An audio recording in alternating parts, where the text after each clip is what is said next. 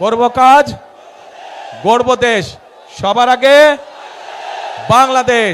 12 তারিখে আমরা গণতন্ত্রকে পুনঃপ্রতিষ্ঠিত করি, কারণ গণতন্ত্র যদি পুনঃপ্রতিষ্ঠিত হয়, দেশে যদি জবাবদিহিতা থাকে, যদি আপনার নির্বাচিত জনপ্রতিনিধি থাকে, তাহলেই একমাত্র এলাকার সমস্যার সমাধান করা সম্ভব হবে।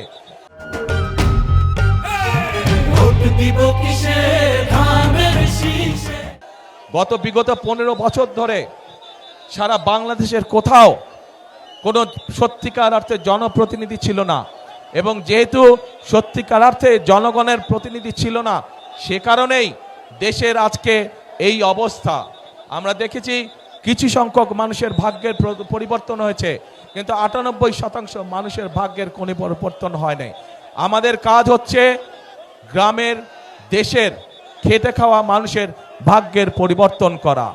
আপনারা গণতন্ত্রের বুনিয়াদ যদি শক্তিশালী করতে হয়, তাহলেই একমাত্র সম্ভব জনগণের অংশগ্রহণের মাধ্যমে গণতন্ত্রের বুনিয়াদ শক্তিশালী করা, এবং গণতন্ত্রের বুনিয়াদ যত শক্তিশালী হবে, তত মানুষের ভাগ্যের পরিবর্তন হবে।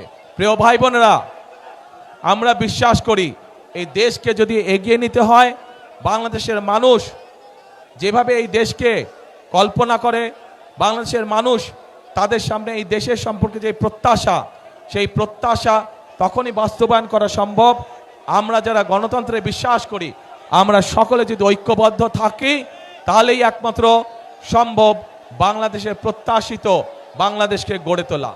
এবং সেই প্রত্যাশিত বাংলাদেশ গড়ে তুলতে হলে আপনাদের সকলের সহযোগিতা প্রয়োজন। আপনাদের সহযোগিতাই একমাত্র পারে একটি সুন্দর ভবিষ্যৎ বাংলাদেশ গড়ে দিতে।